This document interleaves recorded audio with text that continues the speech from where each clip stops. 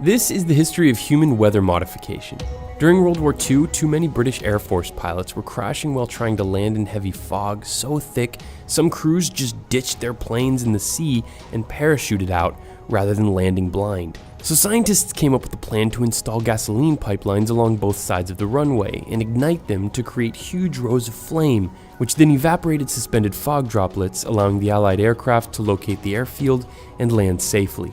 In 1946, techniques were developed that triggered rain and snowfall in places that wouldn't have gotten any otherwise. This became known as cloud seeding. It works by dispersing dry ice, salt, or silver iodide into clouds to alter their microphysical processes. In the early 60s, the US government began testing cloud seeding on hurricanes to learn if it was possible to weaken them. Rocket canisters of silver iodide were dropped from aircraft into the storm's eye, and gun-like devices mounted on the wings also sprayed the stuff onto the clouds. Initially, the tests seemed to work. Wind speeds were cut, and in some cases, the hurricane eye walls even fell apart. But as observational technology improved and more controls were carried out, the hypothesis was invalidated and the program was canceled. In its desperation to win the Vietnam War, the Americans turned to weather modification to make it harder for the enemy to move throughout the region by inducing heavy rainfall to muddy or destroy their dirt roads and trails.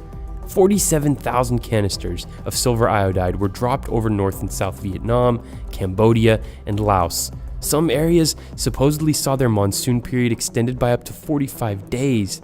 But just 2 days after the New York Times exposed the program, it was discontinued.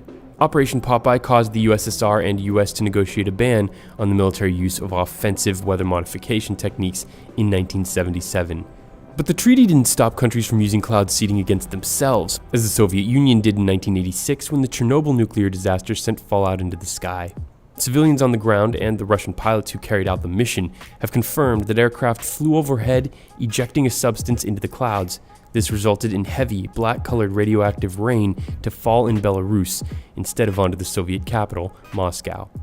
Today, 37 countries are operating weather modification programs to enhance rainfall or suppress hail, or both. But nobody does it quite like the Chinese, who established the Bureau of Weather Modification in the 1980s that's now a 37,000 people strong sort of weather national guard, ready at a moment's notice to operate the more than 4,000 rocket launchers, 7,000 anti-aircraft guns, and 30 aircraft to trigger downpours in drier areas that really need the rain.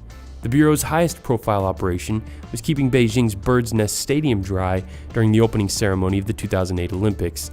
The following year, the Bureau dropped 186 doses of silver iodide into a cold front to bring drought-stricken Beijing its earliest snowfall since 1987. A Swiss company took advantage of the United Arab Emirates' desperation to bring rain to its arid lands by building 10-meter-tall electrical towers that produce negatively charged ions that, according to the company, supercharges the formation of rain clouds. But a former chairman at NOAA isn't buying it, saying, quote, "This method is inherently incapable of producing clouds out of thin air," end quote. The thing about weather modification is that it's hard to prove it works. But based on the results we've seen and the number of countries still doing it, man's effort to control precipitation isn't stopping anytime soon, even though we have little understanding of the unintended consequences.